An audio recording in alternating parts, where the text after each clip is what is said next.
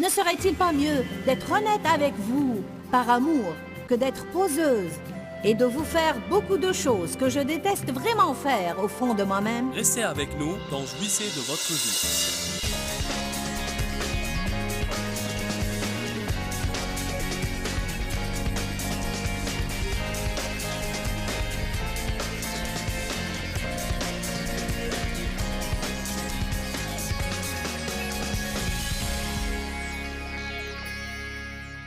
Mentir est admis et fréquent aujourd'hui dans notre société, et ceci est vraiment triste.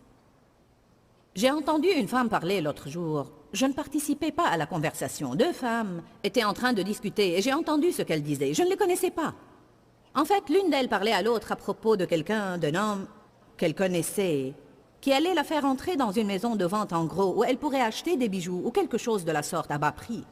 Et elle a dit, il m'a dit, on va te demander ton code d'imposition, mais dis que tu l'as oublié chez toi. Elle a dit, je leur ai dit que je l'ai oublié chez moi, et ça a marché. On m'a permis d'entrer. J'ai pensé, elle a obtenu les bijoux, mais elle a menti.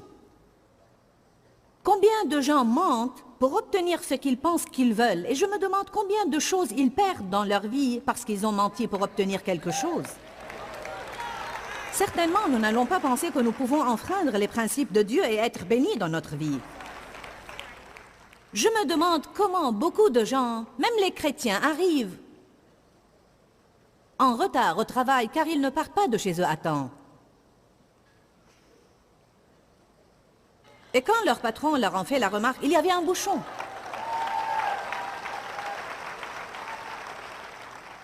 Alors que la vérité est qu'il a planifié mal et il n'est pas parti à temps. Et qu'il a planifié mal et il n'est pas parti à temps. Alors, vous ne serez jamais libérés car chaque fois que vous trouvez une excuse, vous restez dans l'esclavage et vous faites encore une fois le tour de la même montagne. On ne sera jamais libéré à moins qu'on dise la vérité et qu'on admette qu'on n'a pas fait ce qu'on était censé faire et c'est pourquoi on n'a pas obtenu les résultats qu'on désirait. Amen. Je me demande combien de fois les gens vont à un certain endroit en toute hâte et quand ils ne trouvent pas une place de stationnement assez proche, ils se garent dans la place des handicapés. Et leur conscience les condamne et ils savent très bien qu'il ne fallait pas qu'ils fassent cela. Mais ils disent, eh bien, je suis en hâte. Tout le monde fait ça et ils trouvent une autre excuse. Tout le monde fait ça, je suis en hâte, alors ça va. De toute façon, personne ne s'est garé ici. Il y a 15 places pour les handicapés. En plus, il y a beaucoup de places pour eux et pas suffisamment de places pour les gens ordinaires comme moi. Allez donc, allez! Menteur! Évidemment, je ne traite personne de menteur. J'essaie tout simplement de dire que quand nous faisons de telles choses, nous nous mentons. Et nous mentons à Dieu. Chaque fois que nous trouvons une excuse, nous mentons à Dieu et nous nous mentons à nous-mêmes. Vous n'êtes pas tous souriants. Certains d'entre vous pensent, je suis venu aujourd'hui pour trouver un réconfort. Ceci vous réconfortera au temps convenable.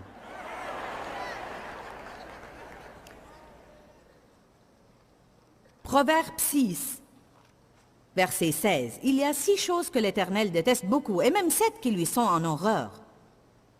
Les yeux hautains, l'esprit qui a une trop haute estime de lui-même et une trop basse estime des autres,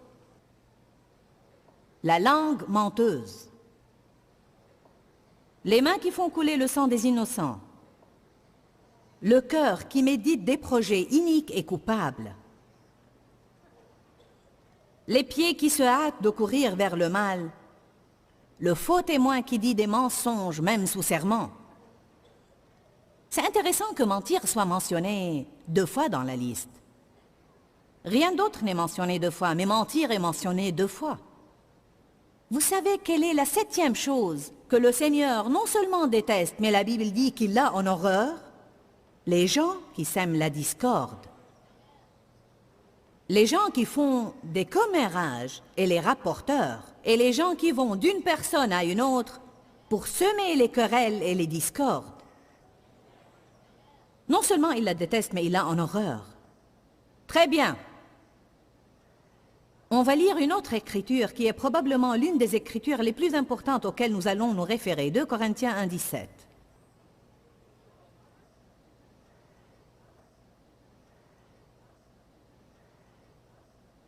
L'apôtre Paul dit, en formant ce projet, ai-je fait preuve de légèreté? Nous connaissons toute l'histoire ici, mais apparemment Paul avait changé de projet de voyage.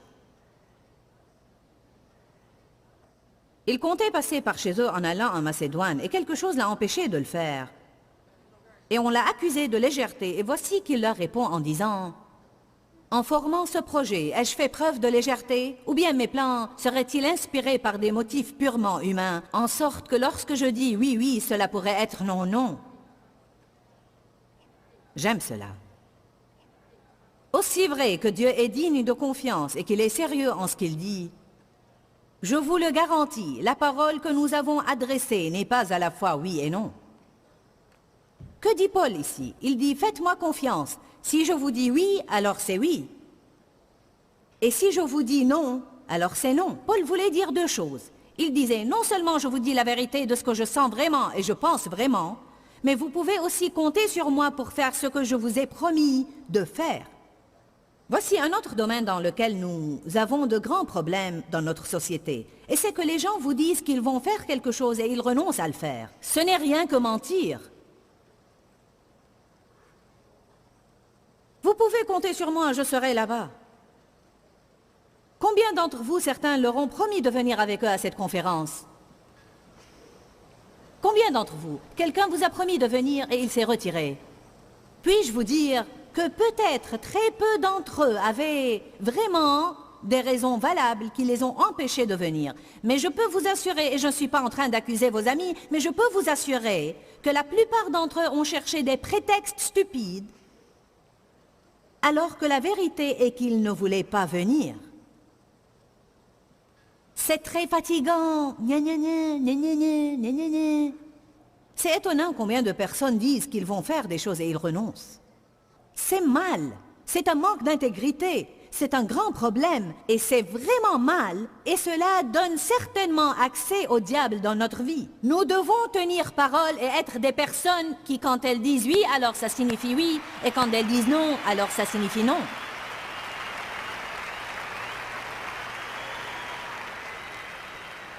C'est facile d'applaudir ça, mais laissez-moi vous dire comme il est difficile de le faire. Parce qu'on a tous un virus qui atteint nos langues. Pourquoi est-ce qu'on ne sort pas déjeuner? Oui, oui, je t'appellerai.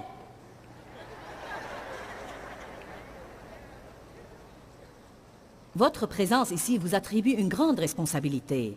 Car après avoir entendu ces choses-là, vous devez les mettre à exécution. C'est la vérité. Beaucoup de personnes ont des problèmes dans leur vie, mais ce sont les petits renards qui ravagent les vignes. Ce sont en fait les petites choses que nous faisons qui donnent de grands accès au diable. Éphésiens 4 dit que le soleil ne se couche pas sur votre colère et ne donnez pas accès au diable dans votre vie. Combien de gens vont au lit en colère et ils ne savent pas pourquoi ils ont des problèmes? Et quand Dieu a commencé à nous ouvrir les yeux il y a des années sur l'intégrité, il a dit, je bénirai votre ministère si vous marchez dans l'intégrité. Et vous tenez à vos promesses. Et on a combattu ce bon combat pendant des années. Et je vous dis qu'il n'est pas toujours facile de tenir à ses promesses et de faire ce qu'on a dit qu'on allait faire. Je me rappelle qu'il m'arrivait beaucoup de fois de m'engager à prêcher quelque part à un groupe de 25 personnes. Et il y a eu des temps où je recevais une invitation pour aller prêcher à des milliers et des milliers de personnes dans un endroit que je désirais vraiment visiter. Et je me sentais tentée d'appeler ce petit groupe et d'inventer une histoire pour renoncer à me présenter chez eux. Mais le Seigneur me disait, tu ne seras pas ointe si tu fais ça. Ça ne marchera pas. Tu ne seras pas béni si tu fais ça. Je ne crois pas que j'aurais reçu les bénédictions de Dieu dans ma vie si je n'avais pas tenu à mes promesses. Et parfois, tenir à vos promesses vous coûtera cher. Proverbe 15 dit, tenez à vos promesses même si ça va vous causer des blessures. En d'autres termes, donnez votre parole. Et même si ça va vous blesser, tenez parole. Nous parlons là du fait de marcher dans l'amour. Vous dites, qu'est-ce que ça a à voir avec l'amour? Beaucoup. Car si nous marchons dans l'amour avec Dieu, si nous aimons Dieu, nous lui dirons la vérité. Si nous voulons vraiment être honnêtes avec nous-mêmes, nous nous dirons la vérité. Comment puis-je vous dire que je vous aime si je vous trompe et je ne vous dis même pas la vérité? Paul a dit, quand je vous dis oui, c'est oui. En d'autres termes, si vous me demandez si je vais faire quelque chose et je vous dis oui, alors vous pouvez croire que je ne dis pas oui avec ma bouche alors que je dis dans mon cœur, je ne veux pas faire ça. Je me demande combien de fois les gens nous disent oui, oui, alors qu'au fond, ils ne veulent pas vraiment le faire.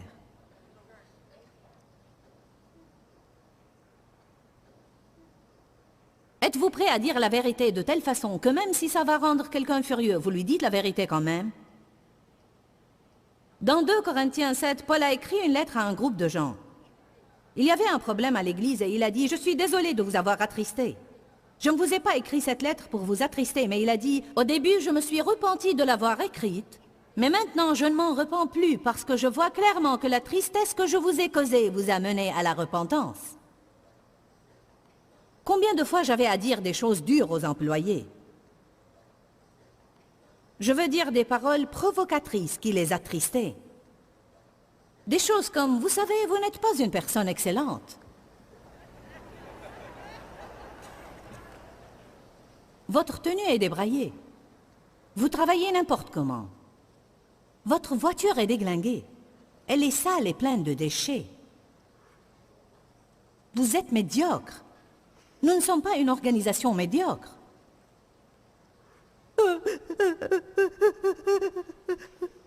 Certaines personnes baissent les bras, mais ceux qui persévèrent vont de l'avant, deviennent des personnes excellentes et les bénédictions de Dieu viennent sur leur vie. Vous dites, tu veux dire que tu parles comme ça aux gens? Évidemment, je ne fais pas venir dans mon bureau des personnes avec qui je n'ai aucune relation pour leur dire des choses pareilles. Je fais venir ceux qui connaissent mes enseignements et n'ont pas compris. Si souvent, on peut tergiverser ce qu'on essaye de dire de sorte que les gens ne le comprennent pas. Parfois, on peut être tellement évasif en ce qu'on essaye de dire que les gens finissent par ne rien comprendre de ce qu'on a dit. Je dis toujours aux personnes qui viennent à nos conférences, il se peut que vous n'aimiez pas tout ce que j'ai dit, mais quand vous partez, vous saurez ce que j'ai dit. Et c'est pour votre propre bien. Amen. Au moins, vous n'allez pas penser quand vous rentrez chez vous. La réunion était merveilleuse, mais qu'est-ce qu'elle a prêché? Vous savez, c'était vraiment profond. Oui, monsieur, elle était vraiment ointe ce soir. Vous savez, parfois on pense que plus quelqu'un est profond, plus il est loin. Dites chez vous ce soir, elle m'a dit de ne pas mentir. Elle m'a appris à dire la vérité, à être honnête avec Dieu, à être honnête avec moi-même et à être honnête avec les gens. Et si je commence à faire ça, des changements positifs auront lieu dans ma vie. Amen. Allez, louez le Seigneur.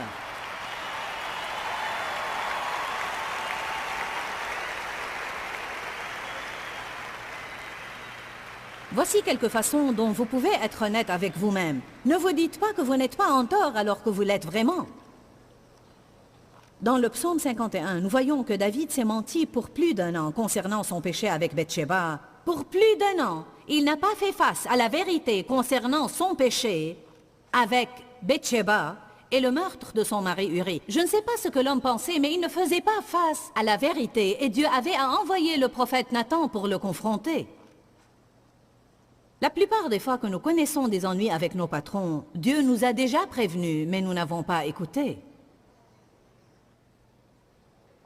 Quand le patron vous appelle pour vous corriger à cause de votre retard, Dieu a déjà essayé de vous prévenir 50 fois. Ou quand il vous appelle pour vous parler de votre attitude, Dieu vous en a déjà parlé plusieurs fois. Amen. Combien de fois Dieu avait essayé de confronter David, mais ce dernier se dérobait à la responsabilité. Puis Dieu l'a confronté à travers le prophète, puis il en est arrivé au point où il a commencé vraiment et sincèrement à se repentir. Et il a dit dans le psaume 51, verset 6, « Ô Seigneur, tu veux que la vérité soit au fond du cœur. » Commençons à être honnêtes avec nous-mêmes. Ne vous dites pas que vous n'êtes pas en tort alors que vous l'êtes vraiment. Ne trouvez pas des excuses, elles ne sont que des raisons remplies par des mensonges. Avez-vous tellement menti à vous-même ou aux autres que vous ne savez plus ce que vous voulez ou vous ne voulez pas, ce dont vous avez besoin ou vous n'avez pas besoin? En fait, j'aime cela. Parfois, si j'ai quelque chose, je suis en train de manger quelque chose ou de faire quelque chose, et je dis à quelqu'un, « Veux-tu un peu de ça? »« Oh non, non, merci beaucoup. » Alors que je sais très bien qu'il en veut. Je peux déduire qu'il en veut. Et puis je lui dis, allez, je t'en prie, prends une portion. Il me dit, bon, merci beaucoup, merci. Ne me demandez pas si je veux quelque chose si vous ne voulez pas le donner, car si je le veux, je vais le prendre. Dave dit, parfois tu dépasses tous ceux que je connais. Une fois, nous sommes sortis avec un prédicateur que je ne connaissais pas bien. Il avait des frites qui avaient l'air délicieux. J'ai dit, ça te dérange si je prends la dîme de tes frites? Ne fait-on pas ça? Quelqu'un nous dit, vous en voulez? Non, non, non, merci. Alors que nous pensons, demande-moi encore une fois, allez, insiste pour que j'en prenne. Quel mal y a-t-il à dire, oui, merci, je voudrais bien en avoir un peu? Ceci vous empêcherait d'agir stupidement. Ceci est amusant pour moi, même si ça ne l'est pas pour vous.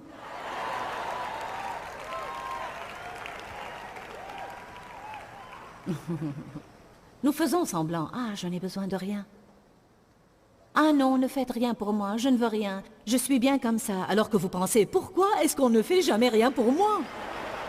Beaucoup de gens ne sont pas honnêtes concernant leurs besoins. Ils ne sont même pas honnêtes avec eux-mêmes concernant leurs besoins. J'avais à me dire que j'étais insupportable avant de voir un changement dans ma vie. J'avais à me dire que j'étais non équilibré et bourreau de travail avant d'être libéré du stress constant. Ensuite, j'avais à arrêter d'attribuer la responsabilité de ma frustration aux gens alors que je faisais moi-même mon programme. Et je me causais beaucoup d'ennuis. Et je me causais du stress et les autres n'avaient rien à voir avec ça, c'était de ma faute. Peut-être que beaucoup de gens qui sont présents ici ou qui sont assis devant leur télé sont stressés tout le temps et ils rejettent la responsabilité sur leur programme. Et ils en veulent à leurs enfants et à tout le monde. Vous savez ce que Dieu m'a dit? Écoute Joyce, c'est toi qui fais ton programme, pas moi. Qu'est-ce qui se passerait, à votre avis, si on commençait à dire non à certaines choses auxquelles on voulait vraiment dire non, au lieu de dire oui à tout, alors que nous pensons, comment puis-je ajouter encore une seule chose à mon programme? Mais je ne veux pas les rendre furieux. Je ne veux pas blesser leurs sentiments. Tu les traites pire en leur mentant qu'en leur disant la vérité. Ne serait-il pas mieux d'être honnête avec vous par amour que d'être poseuse et de vous faire beaucoup de choses que je déteste vraiment faire au fond de moi-même?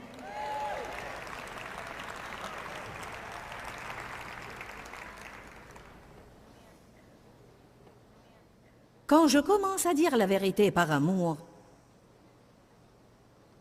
je me sens libre de dire non. Beaucoup de gens ne sont pas libres de dire non. Vous dites oui, oui tout le temps, alors que votre cœur crie non, non. Rappelez-vous, Paul a dit, si vous m'entendez dire oui, alors c'est oui. Et si vous entendez non, alors sachez que c'est vraiment non. Quand les gens veulent que tu leur dises oui, ils ne seront pas contents quand tu leur dis non. Les gens qui sont mûrs spirituellement et qui sont de vrais amis vous permettront de dire non sans se mettre en colère contre vous. Parce que ceux qui vous aiment vraiment vous mettront en liberté. Ils vous donneront toute liberté pour être qui vous êtes et ils vous aideront à faire ce que vous voulez faire et ils n'insisteront pas pour que vous fassiez ce qu'ils veulent. Je me rappelle quand Dave et moi avions beaucoup de problèmes dans notre relation et c'était de ma faute parce que je voulais contrôler tout. Je manquais de sécurité, alors je voulais toujours que les gens me prouvent qu'ils m'aimaient vraiment.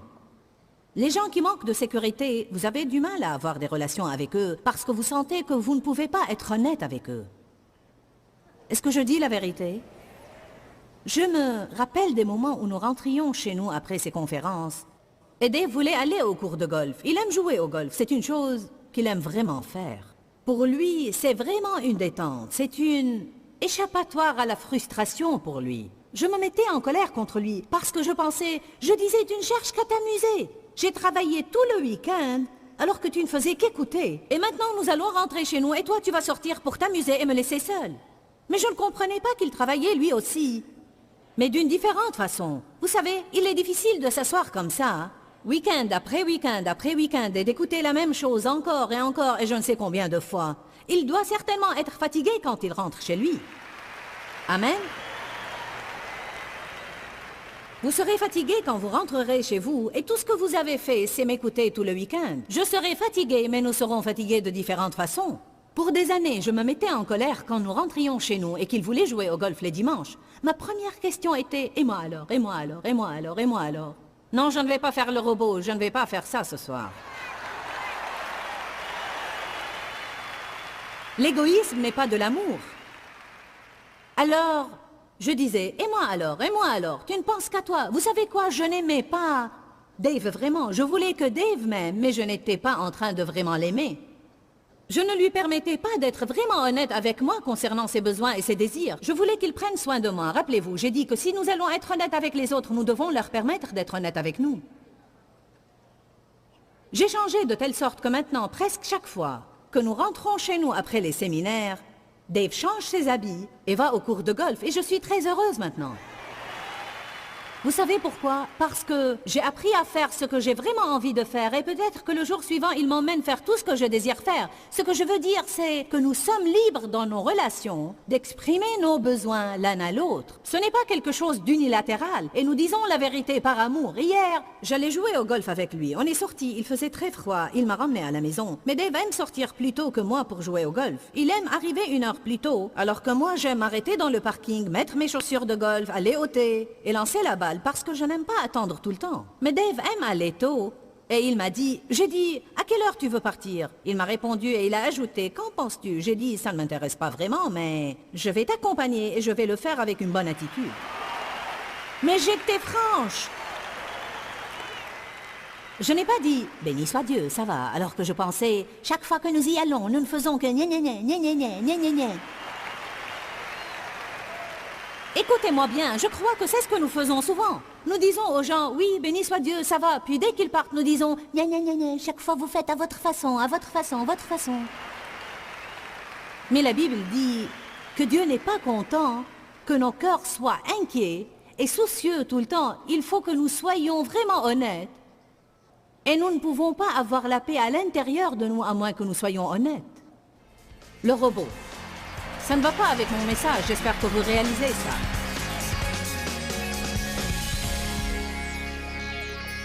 Dire la vérité par amour est un sujet très important. Je crois que nous pouvons dire que c'est un sujet délicat parce que la vérité blesse parfois et nous ne voulons pas blesser les autres.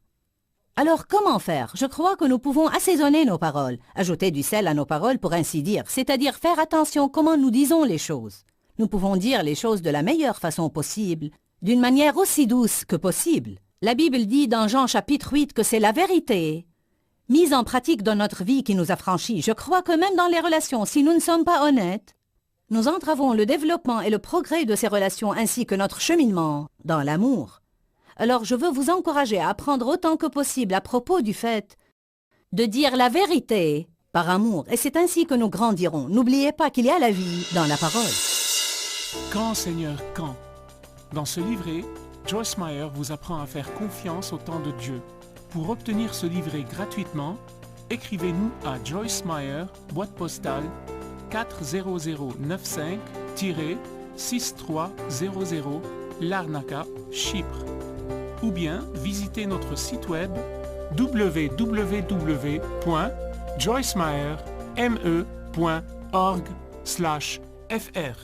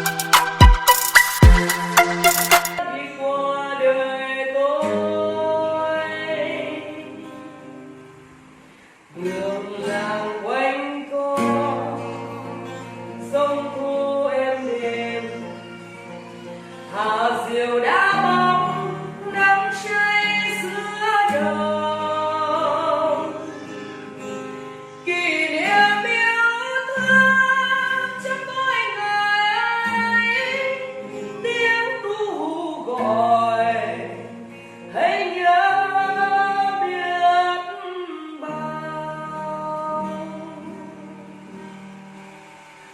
Tôi xa quê bao năm tháng qua, nhưng trong trái tim không bao giờ xa. Lời mẹ ru con hiu hiu trẻ mùa lụt nước lũ bắt